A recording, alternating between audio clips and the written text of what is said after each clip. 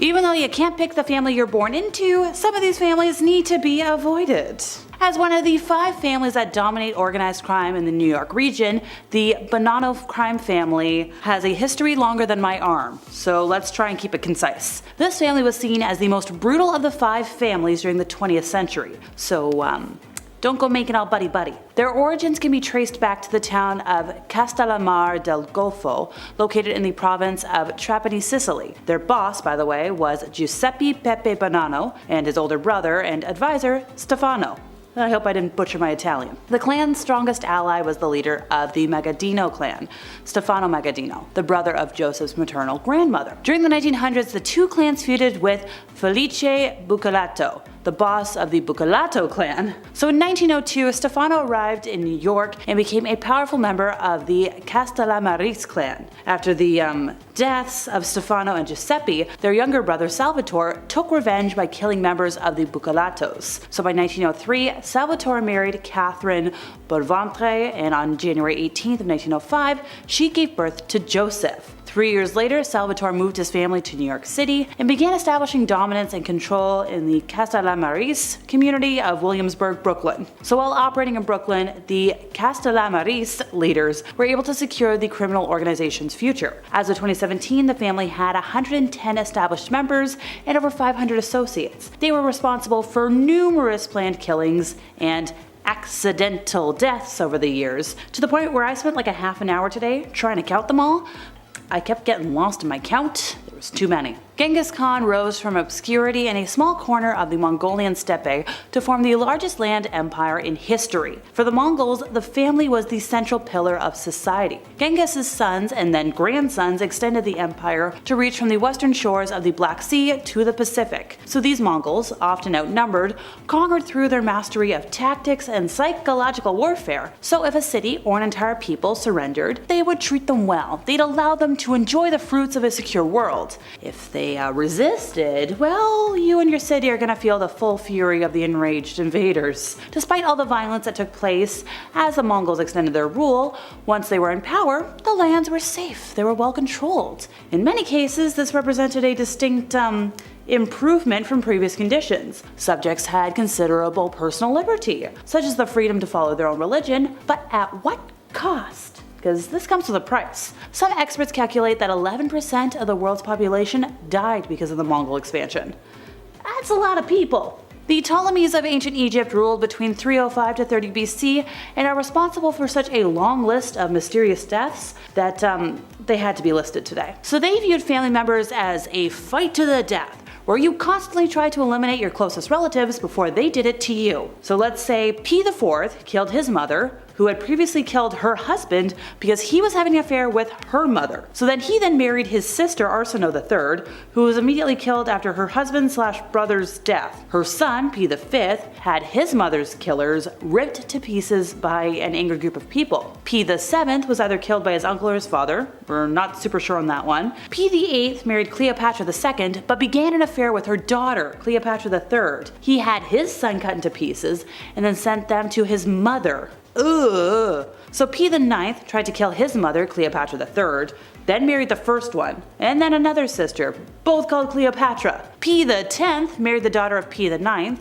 Berenice III, and P XI also married Berenice III, who was either his sister or his mother or both. And after 19 days of marriage, he had her killed, and he was promptly torn to pieces by an enraged Greek mob. And that's just the highlights, folks. Number 10. Elizabeth Bathory. Elizabeth Bathory, commonly referred to as the Blood Countess, occupies a pretty creepy place in history as a Hungarian noblewoman with a notorious reputation. She is believed to be one of the most prolific female serial killers in history, earning her eerie nickname from the gruesome practice of bathing in the red of her victims. This ritual was apparently rooted in her belief that it could preserve her youthfulness, and it sounds like some pretty extreme anti-aging to me. Operating during the late 16th and early 17th centuries within the walls of her castle, now located in modern-day Slovakia, Bathory subjected an estimated 650 girls to unimaginable horrors. Her reign of terror reached its thankful end on December 30th, 1610, when Elizabeth, along with 4 accomplices, faced arrest following an investigation into the disturbing rumors surrounding her actions. Despite the severity of the accusations though, a lack of concrete evidence prevented the claims from being substantiated. However, the absence of solid proof did not grant her leniency, and she was confined to her castle until her eventual passing. Her evil deeds and the whole blood-soaked castle deal make her a heavyweight in the true crime scene. It's a legitimate horror story with more questions than answers. Would probably make a great horror film though. And in at number 9 today is Ma Barker. Ma Barker, a notorious figure in US criminal history, served as the leader of the feared Barker gang, which her sons were also a part of. Gaining the title of the FBI's public enemy #1, Barker orchestrated a series of robberies, murders, and kidnappings across the American Midwest in the early 1930s. Her life came to a pretty explosive end in 1935 during a prolonged standoff in her Florida hideout, setting a record as the longest standoff in FBI history. J. Edgar Hoover, the FBI's first director, once described her as the most vicious, dangerous, and resourceful criminal brain of the last decade. Hoover's description added to Ma Barker's mysterious reputation, solidifying her reputation as one of the most evil women of all time. Number 8, Belle Gunnis. Belle Gunnis holds the disturbing title of one of America's worst female serial killers. Even before considering her terrifying actions, she was already an imposing and physically intimidating woman, standing 6 feet tall and weighing over 200 pounds. It was alleged that she was responsible for the passing of her husbands, younglings, numerous suitors, boyfriends, and even her own daughters, Myrtle and Lucy. Belle's motive was pretty simple: greed. She gained income by stealing life insurance and assets from her victims. Reports suggest her victim count exceeds 20, with some claiming it could be over 100. Inconsistencies in her post-mortem examination, such as the reported height being 2 inches shorter than Belle's 6 feet, contributed to her becoming a figure in American criminal folklore, often compared to a female Bluebeard, because people will make things up and just run with it sometimes. Number 7, Grisela Blanco. Born in 1943, Grisela Blanco, known by her aliases of La Madrina or the Black Widow, emerged as a frightening figure in the criminal underworld. Hailing from Colombia, she etched her name in history as one of the most ruthless and feared queenpins ever known. Blanco's notoriety reached its peak as a key player in the notorious Medellin cartel, a criminal empire synonymous with violence and illicit trade. What sets Blanco apart is her unexpected role as a mentor to none other than Pablo Escobar. However, as fate would have it, their relationship eventually soured, paving the way for a rivalry that would echo through criminal history. Blanco's criminal empire revolved around the transportation of a certain illegal powdery substance from the fields of Colombia to the streets of the United States. This calculated operation, coupled with her alleged involvement in up to 200 people being ushered to the pearly gates, showcased Blanco's audacity and cunning in a male-dominated realm. Her ability to not only navigate but dominate such a perilous environment proved her prowess as a criminal mastermind. Following a stint behind bars, Blanco's life met a chilling end on September 3rd, 2012, when she was wiped out in a hail of lead, leaving a void in the criminal landscape she once ruled. I'm all for girl power, but let's just put that energy somewhere else, shall we? Cool. Number 6, Christiana Edmonds. Christiana Edmonds, also known as the Chocolate Cream Killer, was an English woman with a really disturbing hobby. She would purchase chocolates, lace them with strychnine, a powerful and toxic chemical, and then return them to the shop. Unexpected customers who bought those chocolates would naturally fall ill. In 1871, a tragic incident occurred when a young person passed away after consuming one of the poisoned chocolates. Now, following this, Edmonds escalated her campaign by sending parcels of her dangerous chocolates to notable individuals. As the police began linking the fatal and damaging outcomes to the chocolates, Edmonds attempted to deflect suspicion by sending parcels to herself in order to mislead the police. How intelligent. Once she was caught, Edmonds was initially sentenced to death, but her punishment was later changed to life imprisonment due to her mental illness. Number 10 will be the Russian madwoman, always a promising start if mad is in the name. In 18th century Russia, Countess Daria Nikolaevna Saltykova had married a nobleman, but within months he died and left her the wealthiest widow in Moscow.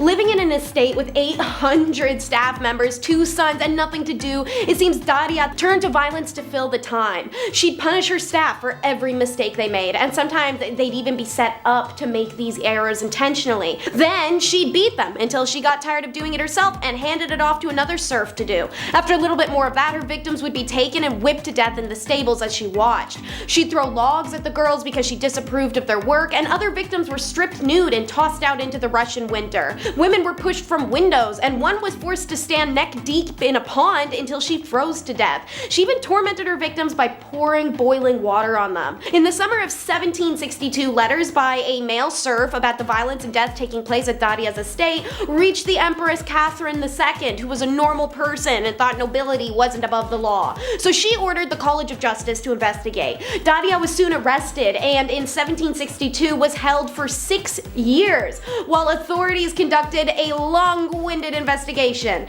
Many victims were too fearful of retaliation to give evidence against the Countess, and the Countess herself showed no remorse and nobody could make her confess. In the end, it was found she killed a total of 139 people, but was only charged with 38 deaths since it was all they could prove. Famous evil number 9 is Britain's first serial. The fact that it was a woman? Girl boss moment. Anyways, her name was Maryanne Cotton, born in 1832. She married at the age of 20 and resettled in Plymouth with her new hubby to start their happily ever after. However, it seems tragedy followed the couple. They have 5 children, yet 4 die of supposed gastric fever and stomach pains. Then her husband dies very suddenly and Mary relocates to the Northeast. She marries her second husband, who also dies within months. Then Mary moves again and starts seeing widower James Robinson, whom her mother disapproves of, and wouldn't you know it, Mary's mom shows up mysteriously dead in 1866. Robinson had 4 adult children, the same that she used to, from his late wife, and then 2 of which suddenly die soon after they meet Mary. She walks out on him after birthing their daughter, and he's the only husband to survive her. In 1870, Mary married another widower, Frederick Cotton. Soon, Frederick's sister, 2 sons from his previous marriage, and a number of friends died from sudden illness. Frederick himself died in 1871, as did the son he had with Mary, who then quickly remarried, and again, her new husband died after a short illness. When her ex-stepson, Charles Cotton, died suddenly after seeing her in 1872, the press caught wind of a pattern here. Charles Cotton's remains were exhumed, and lo and behold, arsenic is found in the deceased's stomach. Mary was charged with the deaths of 8 of her own offspring, 7 step-ones, her mother, 3 husbands, and a lover, and an inconvenient friend. Her death sentence, however, was botched, and instead of the rope breaking her neck, Mary choked to death for 6 minutes in front of a massive audience. Famous evil number 8 is the serial sisters, Raya and Sakina, the first women to receive the death sentence under the modern Egyptian judicial system. Before they left their village in Tanta for Alexandria, the sisters worked as working girls. Once they moved to Alexandria, though, they started killing, but not out of hatred, just for financial gain. Newsline Mag said it best. The sisters Raya and Sakina Ali Hammam ran several brothels in Alexandria during and after World War I. In 1919 and 1920, they allegedly killed 17 women and stole their gold jewelry, clothes, and money before dismembering and burying them in their own homes. At the time, wealthy women in Egypt didn't put money in banks, preferring to solidify their wealth in the gold jewelry they wore. Stacked bangles, necklaces, ears pierced all the way up to the cartilage, the whole 9 yards. The victims were working girls who used to work in the secret home that was managed by the sisters, or occasionally wealthy market-going women met in town. Most of the victims knew them personally and had even been friends with them for years, and it's this false sense of security that was used to lure the women into one of the 4 homes owned by the sisters, where they'd be plowed full of liquor and substance until a group of men would jump the victim, holding her down and suffocate her with a wet rag. That way they could strip her of her belongings, then bury her beneath the floor tiles. What gets them caught is a dismembered, decaying body found in a ditch nearby, and an arm that washed into a man's plumbing nearby. A police officer already suspicious of the sisters made a report that someone should check their home, and inadvertently saves who knows how many more lives. Following a popularized trial, Raya and Sakini and their husbands were sentenced to death. Famous evil number 7 is the servant of God, otherwise known as Isabella of Castile. She and her husband Ferdinand of Aragon ruled over Spain and brought nothing but pain. Like that one? Anyways, Isabella and Ferdinand are known for completing the Reconquista, which, if you haven't seen our recent video, Top 10 Scary Women from Medieval Times That'll Give You Nightmares, involved the forced conversion or exile of all Muslim and Jewish subjects, called the Alhambra Decree of 1492. Roughly 200,000 people left Spain against their own volition. Those remaining chose conversion and were subsequently persecuted by the Inquisition, investigating Judaizing conversos, aka most of them ended up being tormented to death anyways. Oh, what else was there? I feel like I'm missing something. Oh yeah, Isabella financed Christopher Columbus's voyage in 1492, leading to the discovery of the New World and the death of 250 million indigenous people in North America. Then, those who didn't die were captured, put into forced labor until there was only about 10,000 left, and now running out and needing more forced laborers, Chris and the homies started stealing people from Africa. So yeah, this B word is the reason all that crap could even go down, Yet here comes Pope Paul in 1974, opening her cause to beatification, aka the path to being made an effing saint in the Catholic Church. She was also granted the title of Servant of God in the same year for her exceptional job at contributing to the destruction of multiple continents. But hey, Elena Ceausescu earned it. Elena was a megalomaniac B-word. She grew up being a failure, even called a repetente in school, somebody who was too mediocre to move up to the next grade. She met her husband, Nicolae, at a Romanian communist meeting in their 20s, and the nobodies, ironically, were to become Stalinist stars in the country. Nicolae ascended to the general secretary position of the party in 1965 and filled the role with extreme nationalism and monarchical tones. They exaggerated his propaganda, but straight up fudged hers. Elena was made out to be a genius, an innovative scientist with published novels and journals and awards, yet she was an ignorant, backward woman who didn't even know the chemical formulas for water and carbon dioxide. Then, on a visit to the People's Republic of China, she meets and is encouraged by Chairman Mao's wife to take more power. So she does. Elena tramples her husband. In recorded speeches, you can see him double check his every word with her, and she forces him to assign her high-ranking government positions, earning her the nickname Viper from party members. By 1989, Elena was practically running the country through her puppet husband. That same year, at Nicolae's final speech, Elena screams at her own booing subjects to shut up and that she will have them all killed. Well, protesters swarm the party headquarters while Elena and her husband try to escape. They're captured and given a makeshift trial that ends with a death sentence. As they were both tied up and marched over to the wall, Elena could be heard screaming at the soldiers, shame on you, I raised you like a mother, why are you doing this?" Elena's final angry words to those fulfilling her sentence were, "You motherfuckers," and she died a foul-mouthed tyrant. Number 5, Dagmar Overby. Dagmar Overby was a Danish serial killer who killed, including one of her own, during a 7-year period between 1913 to 1920. Overby was working as a professional caretaker, caring for babies born outside of marriage. Out of all the minors she killed, some were strangled, some were drowned, and the rest buried to death in her Mansory heater. The exact number of Overby's victims remain unclear, but it is believed that she may have been responsible for the deaths of at least 25. In March 1921, Overby was sentenced to death in one of the most watched death trials in Danish history. The sentence was later commuted to life in jail, and Overby died in prison in 1929, age 42. Number 4, Daria Saltikova. Daria Nikolaevna Saltikova, also known as the Saltikchika, was a Russian noblewoman who gained infamy for her cruel treatment and deaths of serfs during the 18th century. She became a widow at the age of 25, and after her husband's death in 1755, Saltikova inherited significant wealth and several estates. Saltikova was known for her extreme cruelty and sadistic treatment of her serfs who worked for her on her estates. She then subjected them to physical and psychological harm, including torment and death. Rumors about Saltikova's harmful behavior circulated and complaints were made to authorities. In 1768, Daria Saltikova was arrested and brought to trial. The investigation revealed horrifying details of her crime, including instances of beating, mutilations, and killing of serfs.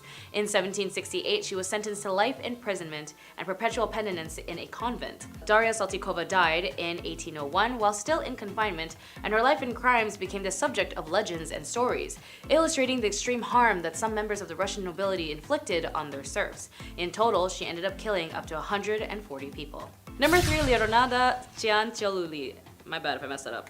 Also known as the soap maker of Correggio, Leonarda was an Italian serial killer who gained infamy for her gruesome crimes in the 1930s. Leonarda's crime was motivated by a twisted belief in human sacrifice as a means of protecting her children and ensuring their well-being. She believed that her killings would result in turning her victims into soap and tea cakes, and Leonarda's first known killings occurred in 1939 when she killed Faustina Seti, a middle-aged woman whom she had promised to find a husband.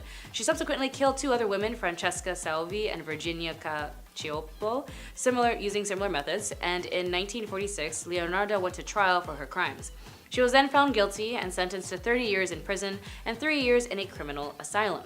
Leonarda spent her sentence in various prisons and psychiatric institutions where then she died on October 15, 1970. Number 2, Yuana Baraza. Born in 1957 to an alcoholic mother, Yuana Baraza is a former Mexican professional wrestler and one of the most prolific serial killers in Mexican history.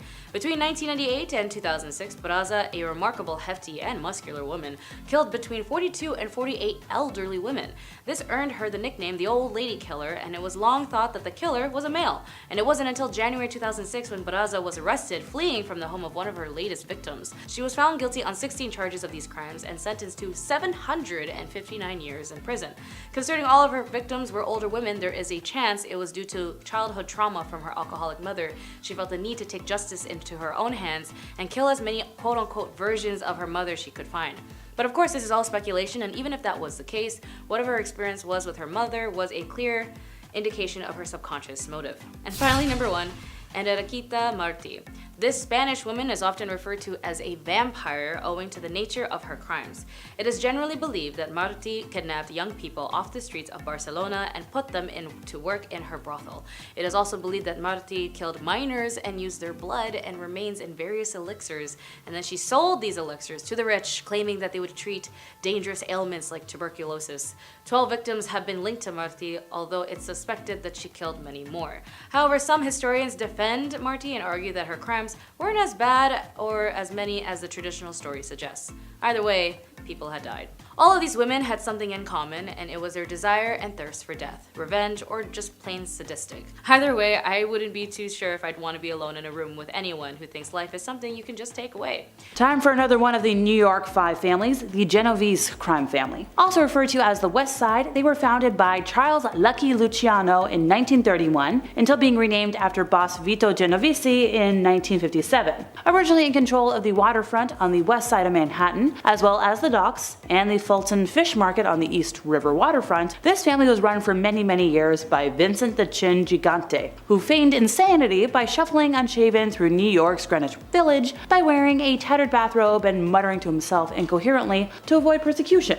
If it works, it works. So this family is the oldest and the largest of the 5 families. Finding new ways to make money in the 21st century, they took advantage of lax due diligence by banks during the housing bubble with a wave of mortgage frauds. They appear to be the most organized and powerful family in the US, with sources believing that Liborio Barney Bellomo is the current boss.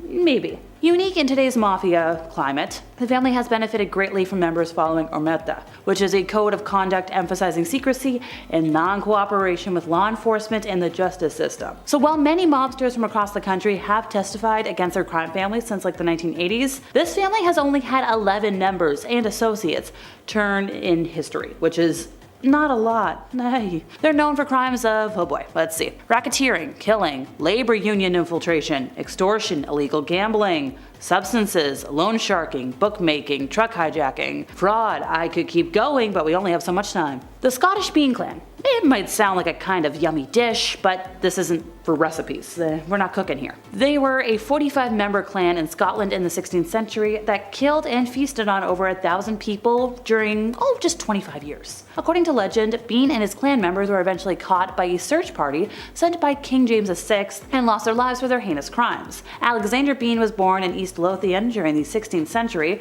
where he eventually met a vicious woman named Black Agnes Douglas, who shared his inclinations, and she was accused of being a witch. So after some robbing and the consumption of just one of their victims, the couple ended up at a coastal cave in Benay Head between Girvan and Ballantrae.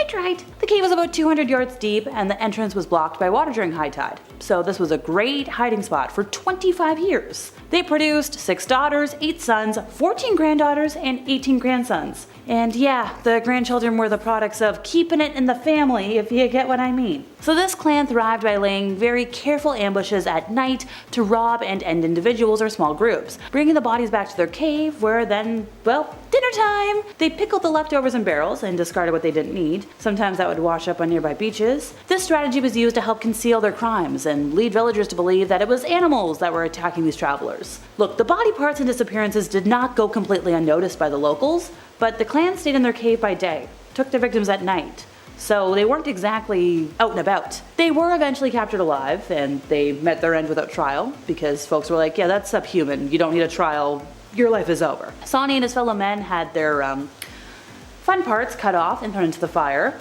They lost their hands and feet, and then game over. Now the women, tied to stakes, burned alive. Makes sense for the time period. And finally for today, the Bender family. We can't talk about their very fun nickname, but you know what I'm talking about. So this was a family of mass killers. They lived and operated in Labette County in Kansas, US, back in 1871 to 1872.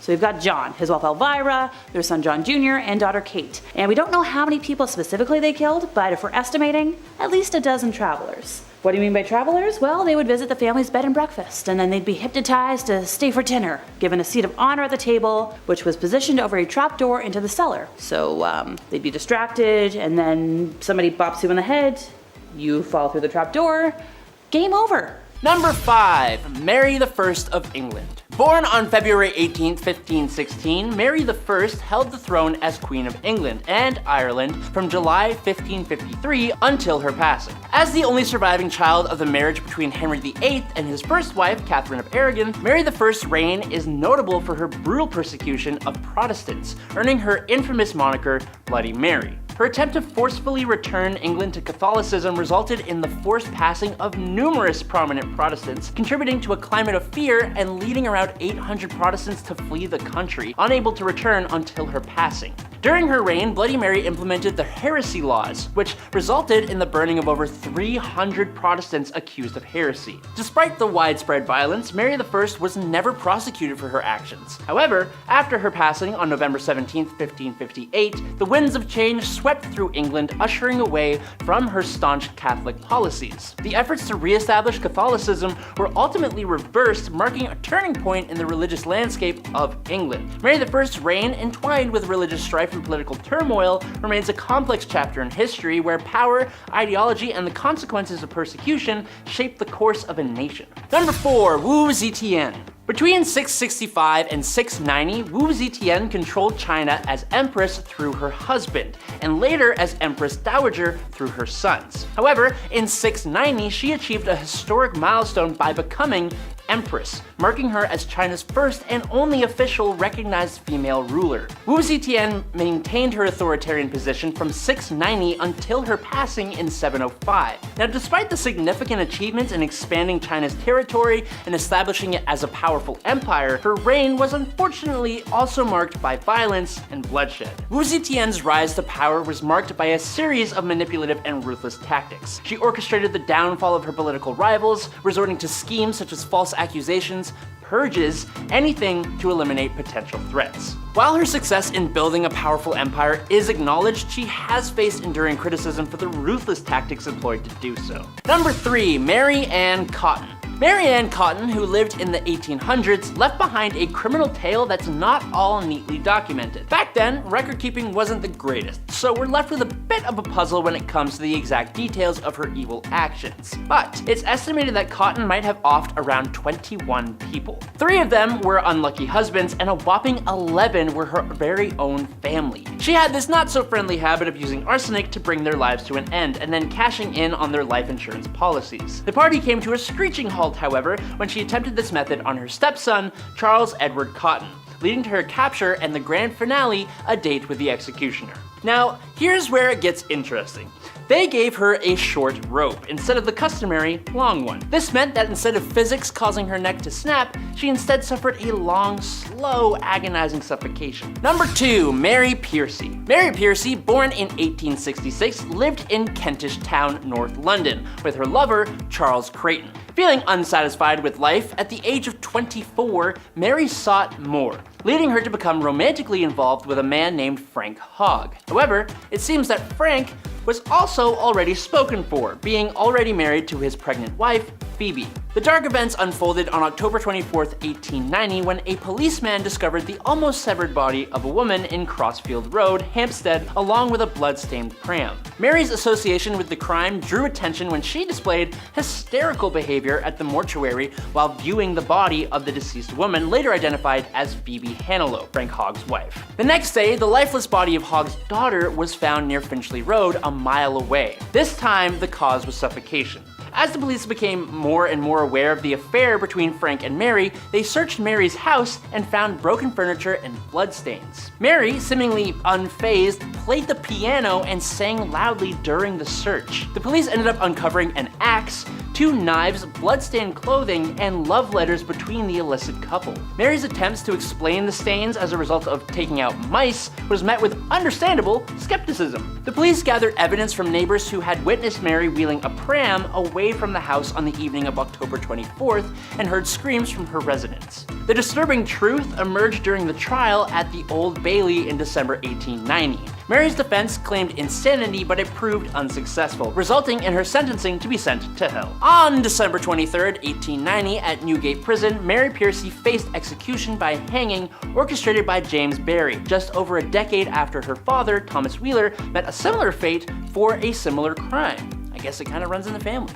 Number 1. Delphine LaLaurie. Delphine LaLaurie was a prominent New Orleans socialite who lived during the early 19th century. She's infamously remembered for her role in one of the city's most gruesome and horrifying scandals. Born Mary Delphine McCarty in 1787, LaLaurie married 3 times and became a central figure in New Orleans high society. However, her reputation took a pretty dark turn when her mistreatment of people that she kept forcibly endured came to light. Reports of extreme cruelty and sadistic practices circulated, revealing the disturbing treatment of servants within the LaLaurie mansion. In 1834, a fire at the mansion exposed a hidden chamber where individuals were discovered in appalling conditions, subjected to unimaginable horrors. The shocking revelation sparked public outrage, and Delphine LaLaurie fled the city, leaving behind a legacy of cruelty that continues to haunt the historical narrative of New Orleans. Let's get into it. Number 10, Myra Hindley. The influence people have in wanting to be accepted by their surroundings is pretty high, especially if they are lonely or more subservient to doing whatever someone asks them to do. In the case of Myra, she's, like a few on this list, is part of that group. Myra Hindley was a notorious English criminal who, along with her partner Ian Brady, was involved in the Moors death in 1960s. Both of their victims were young people and teenagers, and the crimes became known as the Moors deaths because some of the victims' bodies were buried on the Saddleworth Moor near Manchester. The ages of the victims ranged from 10 to 17 years old, and Myra Hindley and Ian Brady were arrested on October 1965. At their trial in 1966, they were convicted of multiple killings. Both were sentenced to life imprisonment. Hindley was also convicted of harboring Brady's knowledge of John Kilbride's deaths, and Myra Hindley spent over 36 years in prison. During her incarceration, she underwent various legal proceedings and appeals, and she consistently maintained that she was a reformed person and sought parole on multiple occasions. In the end, Myra died in prison on November 15, 2002 at the age of 60. Number 9, Karla Homolka. In the 1990s, a Canadian woman who gained notoriety for her involvement in a series of horrific crimes committed alongside her former husband. Homolka's first victim was her own younger sister, Tammy. Just 2 days before Christmas, Tammy Homolka was drugged and harmed by her older sister Ann Bernardo and died after choking on her own vomit. The couple then proceeded to kidnap both Leslie Mahaffey and Christian French before both were horrifically mistreated before they were killed and after Homolka was arrested. She conned the investigators and tricked them into believing that Bernardo was primarily responsible, and she testified against him and was given a very lenient sentence in return, though the videotapes later revealed the extent of the atrocities in which she also participated in. Homolka was released from prison in 2005, and Homolka today lives in a completely different life. She settled comfortably in Quebec, where she is part of a quiet community and even volunteers at a local elementary school.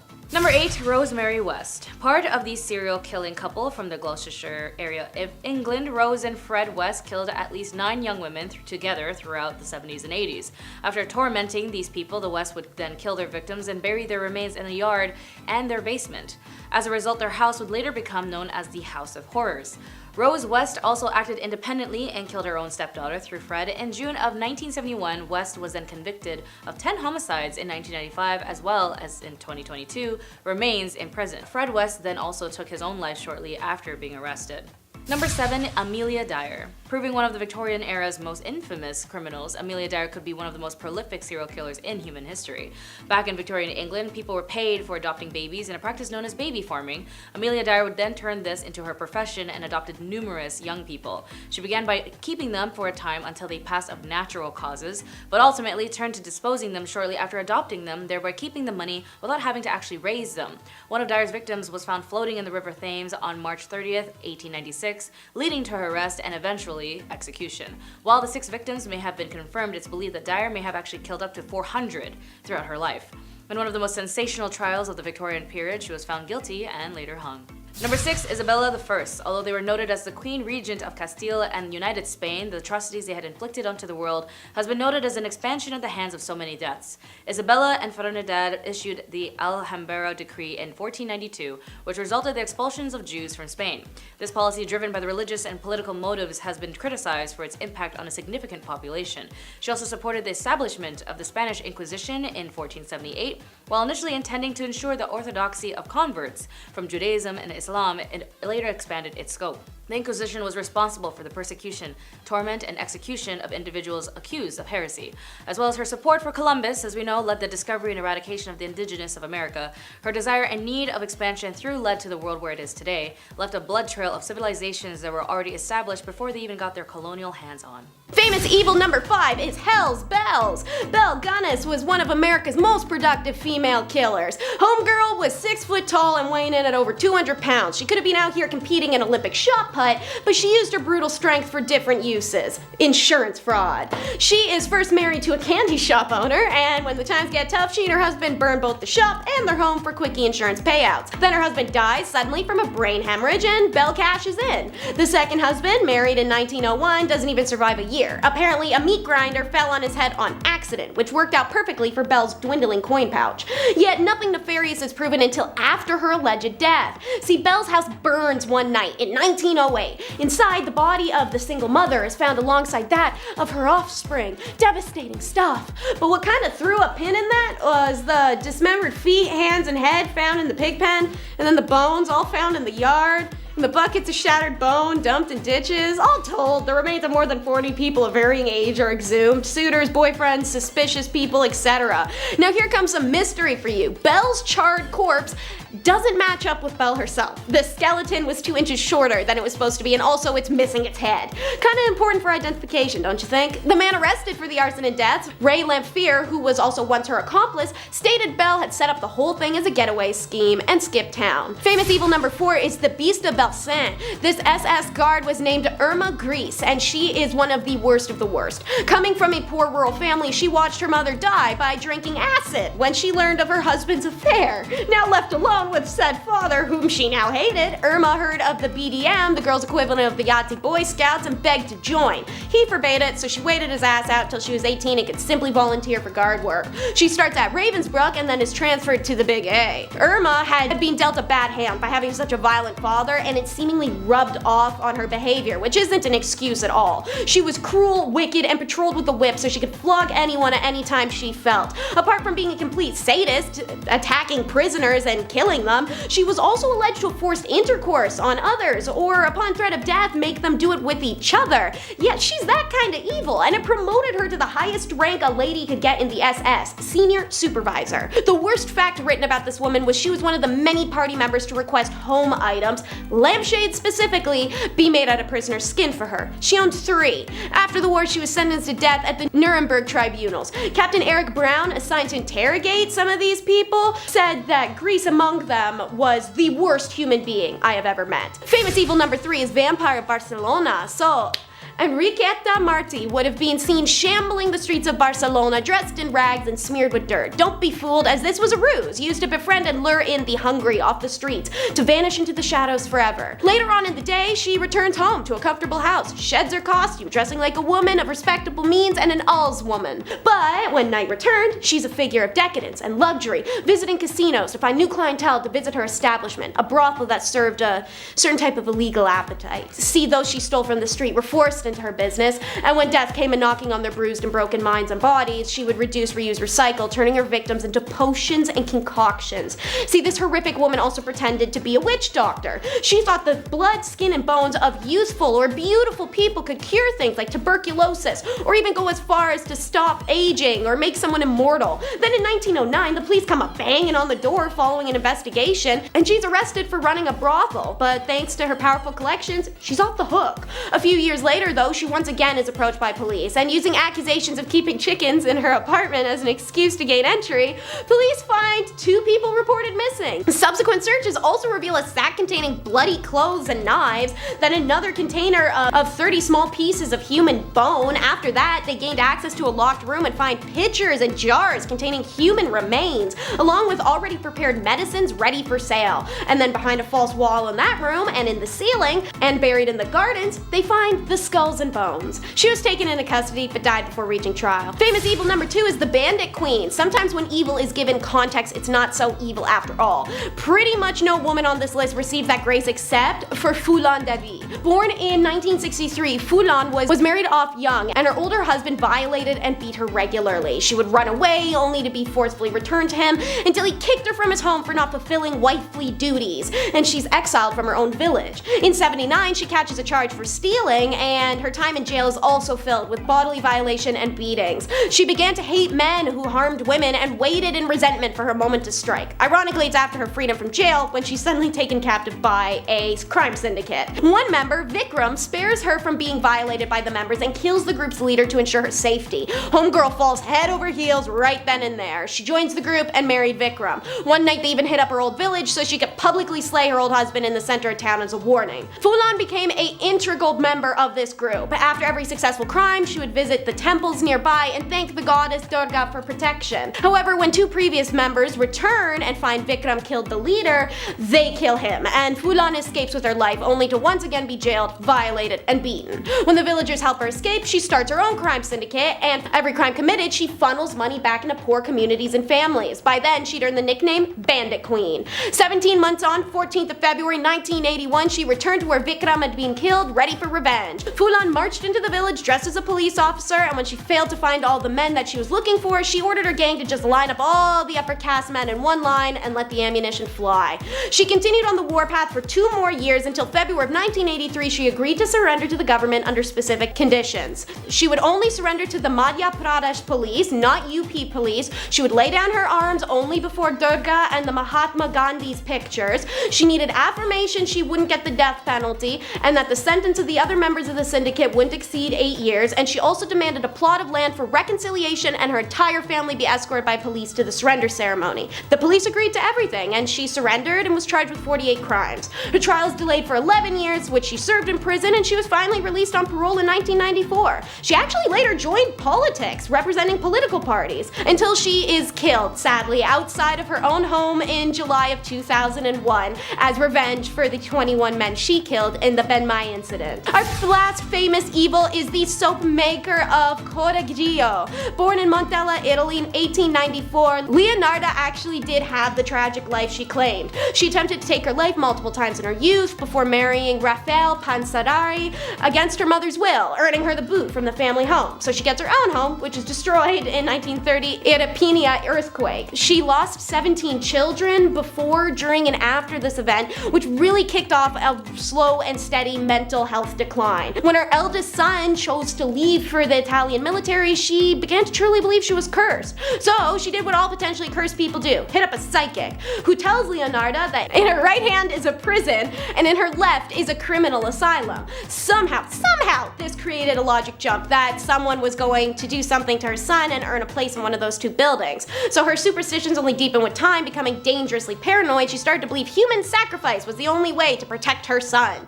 Her first victim was a local woman named Faustina, who she invited to her home under some guise. She then gave her a bunch of wine mixed with a bunch of toxins and then killed her with an axe, and the same one she uses to cut her body into pieces. She collected her blood in a basin, dried it, ground it, mixed it with flour, sugar, chocolate, milk, eggs, kneaded into dough, and baked it. To quote her, "I made lots of crunchy tea cakes and served them to the ladies who came to visit." Recipe must have popped off because she killed the next 2 victims the same way and produced more tea cookies. And while she was at it, she used the flesh, a bottle of cologne, and a pot of boiling water to produce what she called some of the most acceptable creamy soap. I gave bars to the neighbors and acquaintances. Leonarda's mistake was that she thought she had done it all perfectly and she couldn't get caught. But somehow police came to know about her. At first she defended herself, but when the police shifted the blame towards her beloved son, she admitted to everything. Leonarda was sentenced to 30 years in prison and 3 years in the criminal asylum. Guess that psychic was legit.